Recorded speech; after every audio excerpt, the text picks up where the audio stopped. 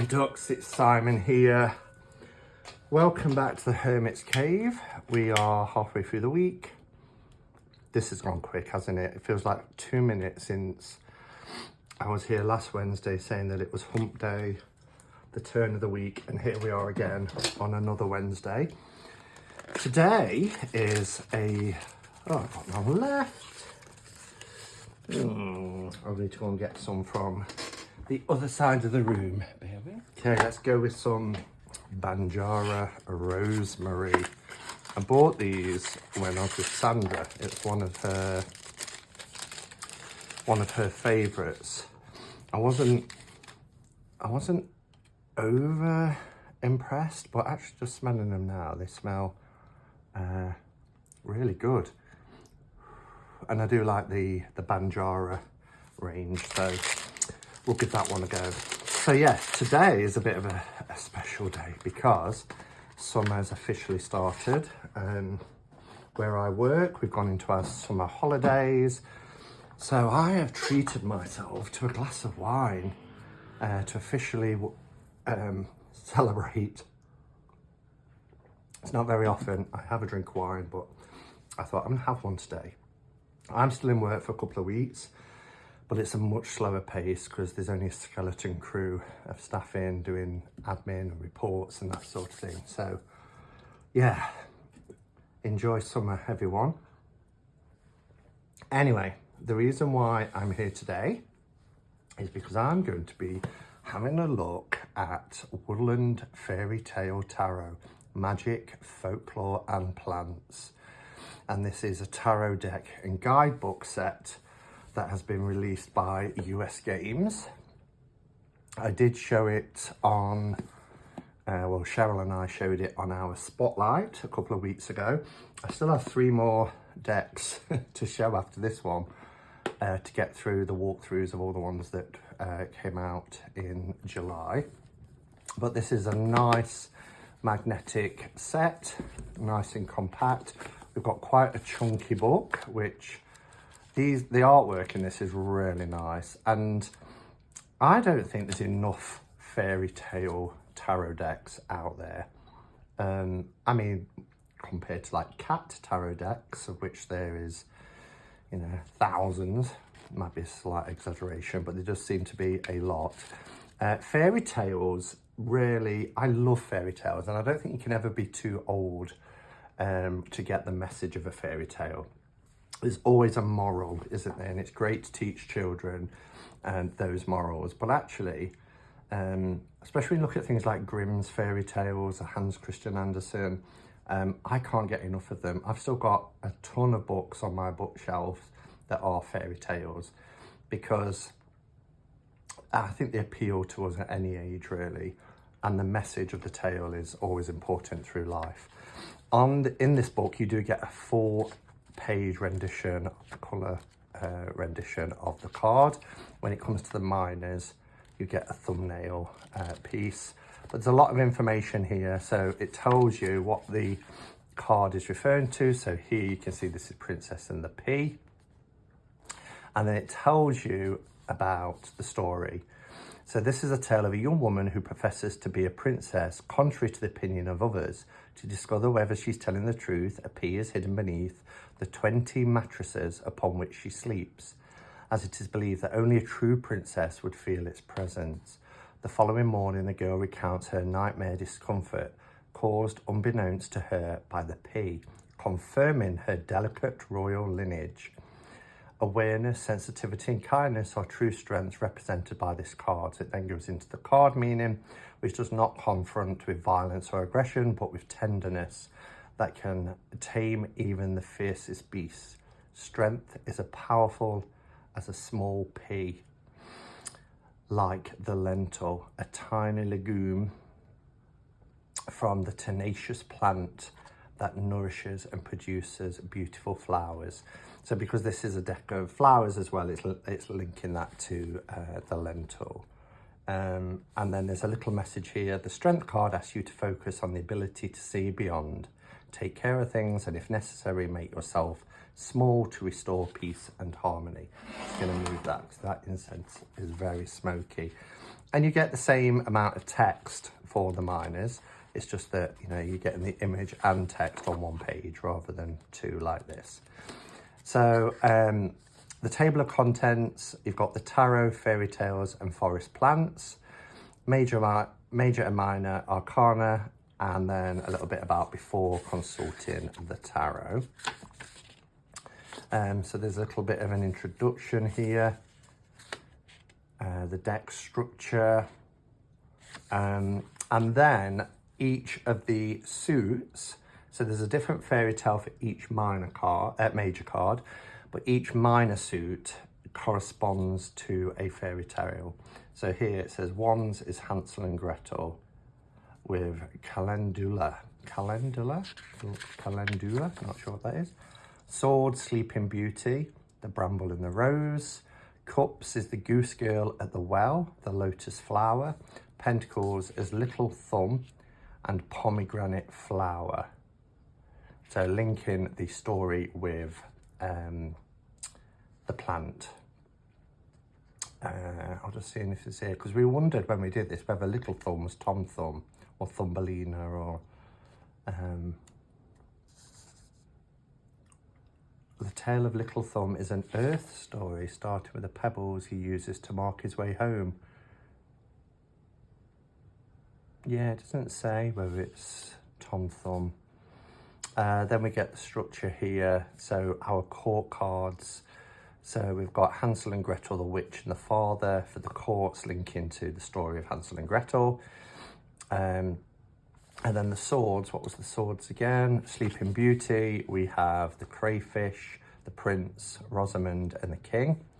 And then the cups, which was the goose girl at the well. We get a princess, the count, the old woman and the king.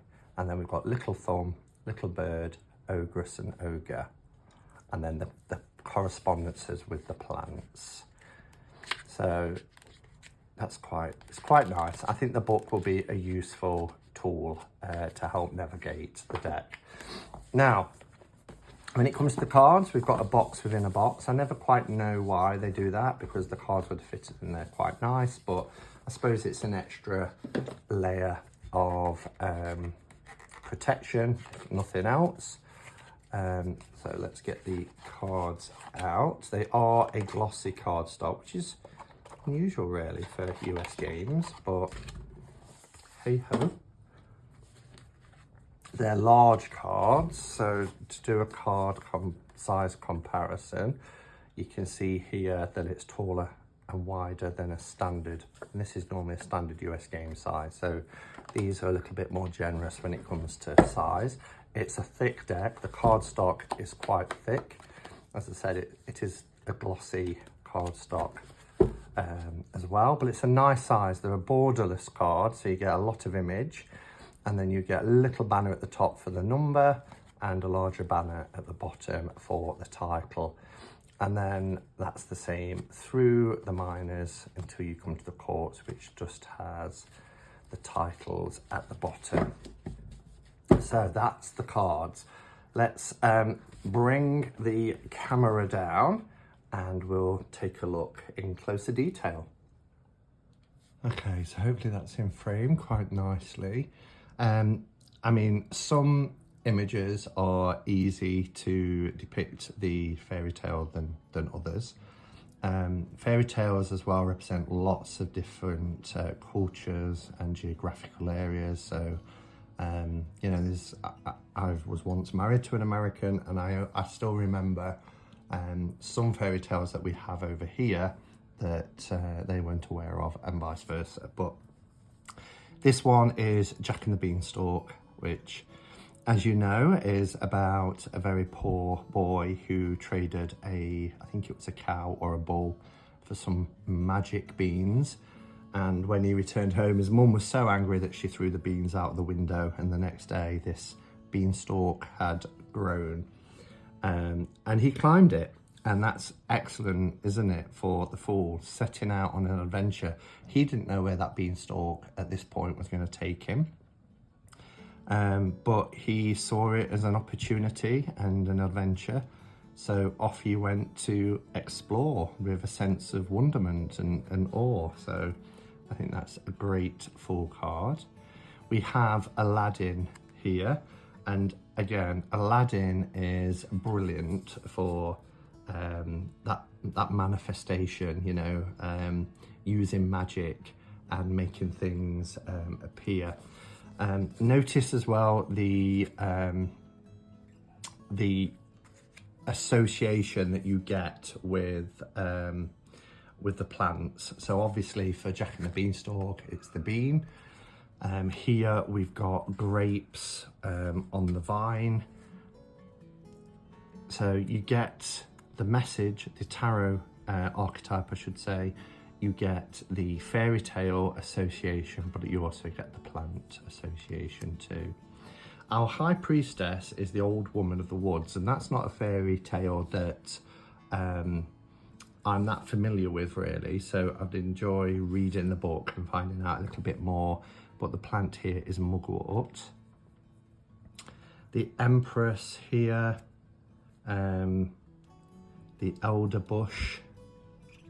Now this says, in this tale by Hans Christian Andersen, a fantastical journey takes place, led by a woman dressed in elderberry leaves. Everything she touches turns into a fairy tale. Like the Empress, she is the queen of creativity, often associated with symbol of Mother Earth. The Empress is someone who sows and transforms.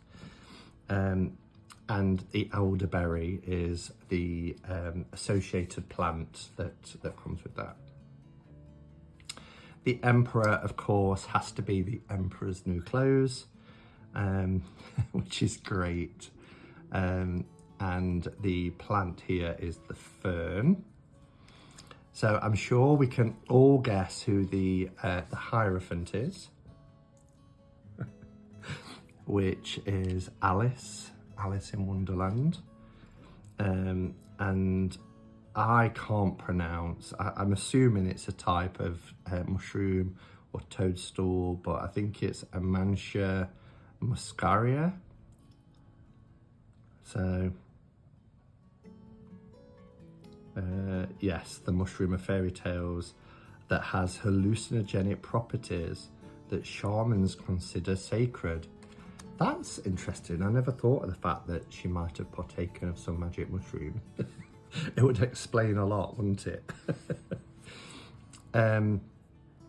So the Lovers, I think, is beautiful. And this is white as milk, red as blood. So I remember a fairy, because we all know Snow White. But I think I remember having a Ladybird book when I was little called Snow White and Rose Red. And they were sisters, and that was a kind of an alternative story as well. So, yeah. And the pomegranate is the associated plant there. We have Puss in Boots for our chariot, that journey to London. And it's wheat, as you can see. We already mentioned earlier that the Princess and the Pea is the story for strength, and I read the reason why. So pea is the plant there. Love this hermit card. Look how beautiful that is. And this is the shining fish. It's an Italian fairy tale about a farmer who goes into the forest to chop wood, meets a mysterious character who gives him a shining fish. And that fish brings him prosperity and turns into a beacon for fishermen. So sage is the plant associated there. I love this 4-leaf clover in the middle of this Wheel of Fortune. So this is the poor man and rich man. Again, you know, isn't that a great association? It's all about chance and opportunity and luck and fortune, change of fortune. And we've got the clover as the associated plant there. Justice card is wild swans. It's a Hans Christian Andersen. I wonder if that's linked to the Ugly Duckling and the Swan. Doesn't say so, but anyway, the nettle is the plant. Oh wow, look at this hanged man. There's no attachment there at all. Just seems to be kind of suspended in midair. But this is Sleeping Beauty. Okay. And the association is bramble. So Rosamond, the princess in this fairy tale, is cursed by the 13th fairy who takes revenge on Rosamond for not having been invited to her christening. Later, Rosamond pricks herself on a bewitched spindle and falls into a deep sleep, from which she can only be awakened by a valiant princess kissed. Bloody hell. Haven't we moved on? To protect her enchanted sleep. So I guess this is just like a dream world, that falling into a deep sleep. Okay, bramble, as you can see here, is the plant. And yeah, one of the stories I remember from my childhood is this image of the prince, the valiant prince, cutting through with a knife or a sword through all the bramble that had grown up over the 100 years surrounding the palace, and having this gash on his cheek. Isn't it incredible what you remember? Death card is the wolf woman. Comfrey is the plant. Cool image, isn't it? Temperance here is sweet porridge. I wonder if that's the same as the magic porridge pot. I think it is, looking at that. And that's a Brothers Grimm fairy tale. A magic pot teaches a young girl the importance of restraint. Yeah, so when I was little, it was called the magic porridge pot. And it's a tea plant that is represented here. For the devil, we have the red shoes, and belladonna is the association. Again, the red shoes is a Hans Christian Andersen fairy tale. Then we have the tower. It would have been so easy really to put Rapunzel as the tower card, but they haven't here. It's Snow White, which is quite interesting. We've got the apple, the bitten apple, which she bites into and then obviously is poisoned by and falls into this death-like state. So it says here, the tower card often refers to a sudden and catastrophic event that radically changes people's lives, a time of crisis, loss and turmoil that nonetheless can lead to a renewed personal awareness. In Snow White's story, the protagonist is pursued by her jealous stepmother who tries to kill her with a poisoned apple, falling into a state of apparent death after eating the apple. The princess is awakened by a prince's kiss. All these princes that these princesses are relying on. The star is Cinderella, and that's beautiful, isn't it? Beautiful image. And the Star of Bethlehem is the association there. The moon, oh, I mean, aren't these gorgeous? I'm really impressed because, like I said, there's not a lot of fairy tale decks out there. I know there's the one everybody's waiting for by Lisa Hunt. There's the one that's so out of print now by Baba Studios. So it's great that we've got this, and it's a good quality because I do have another one that was paper thin, but. So the moon is Rapunzel with her long hair. Look, Rapunzel, Rapunzel, let down your long hair. Rampion Bellflower is the association with that. And then we have Rumpelstiltskin here. That was one of my favourite stories when I was a kid. I absolutely loved Rumpelstiltskin. We have the Judgment card, which is the Pied Piper of Hamelin. As you can see here, is leading all the rats out of the town. And mint is the association with the plant there. Love this because this is the Wizard of Oz, and we've got the world card for that. And I think this is a great perspective here. You've got the Emerald City in the background. You've got the balloon that took her from one world back to her reality, her real world. And it says here, in the story by L. Frank Baum, Dorothy learns during a long journey home the importance of trusting oneself, following one's heart, and embracing one's hidden potential. You know, she went all the way to the Emerald City to meet the wizard to find how to get home. And she had the power all along, you know, to get back home. The card of the world, symbolizing the completion of experiences, advises you look inside yourself to discover your true essence. Just like Dorothy, you are urged to explore the depths of your being, to overcome your fears and step out of your comfort zone. The lotus flower is the association here as well. I'm just going to read that because it's a lotus flower. The symbol of this card grows in the mud and blooms in perfect aesthetic harmony, signifying purity and spiritual enlightenment. And that's true. I used to practice Nichiren Buddhism, and there was a mantra, Nam Myoho Renge Kyo, which basically means, or could be translated into, the deeper and muddier the mud, the more beautiful the lotus blooms. And I just think those two pairings aren't obvious pairings,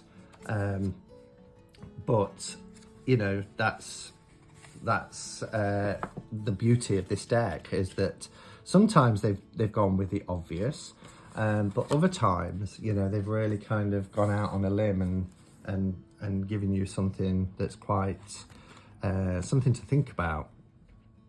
All right, so the swords, as I mentioned, is Sleeping Beauty. So you'll see here we're going through the journey of the story of Sleeping Beauty. So it's starting here with the prick of the finger, the spinning wheel, the curse. So it's the story as it unfolds all the way through. And this is the Sleeping Beauty as a baby, casting the spell because she wasn't invited to the christening. We've got here the cutting through the bramble and everything of the prince trying to make his way in. This is how it all grew up around the palace. The kiss that saves her, of course. So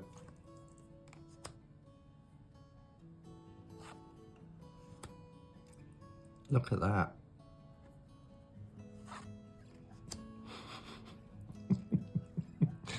Oh dear. And these are the characters. And then we have Hansel and Gretel for the wands, the journey into the woods of Hansel and Gretel. Look, not knowing which way to go, which path to take. Coming across, I was going to say there's that coming across the witches, but that was like a hug from the family. Here's the gingerbread house. Oh, look at that temptation, the witch's fingers there. Wow.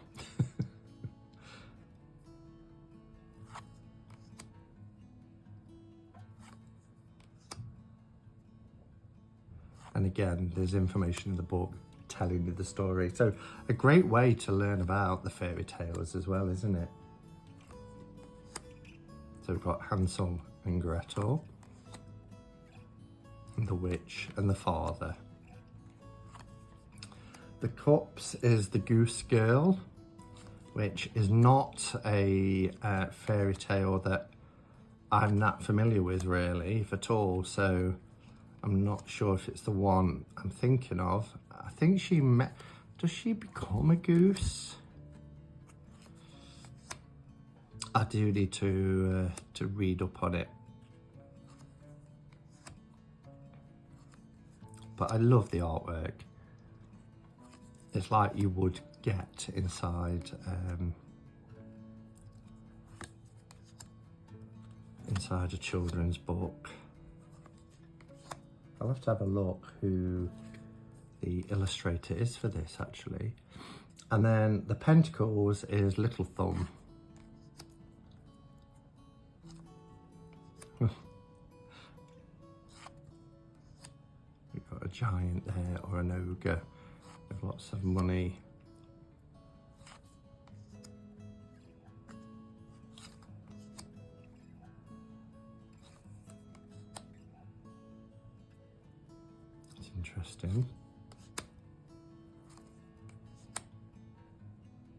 Good 10 of Pentacles.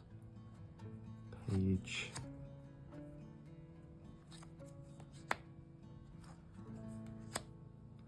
So there you have it.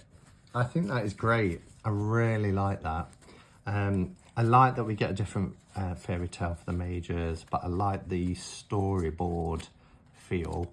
Also, I wasn't in shot. Yeah, different story for the majors and a storyboard feel for each of the minors telling this tale.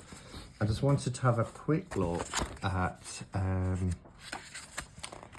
so who is the artist? Illustrator is Guilla Veretto, Italian illustrator, and Cecilia Latari is the author. So that's who's done this. I just wanted to see, yeah, so each of the minors does tell you how the story progresses. So that's pretty cool. So like here, look, Gretel fearlessly shoves the witch into the oven, be inspired by her powerful and submersive act. So yeah, you do get that depiction there. So there you have it, Woodland Fairy Tale Tarot, Magic, Folklore and Plants. Let me know your thoughts on this deck. I think it is lovely, really, really good quality.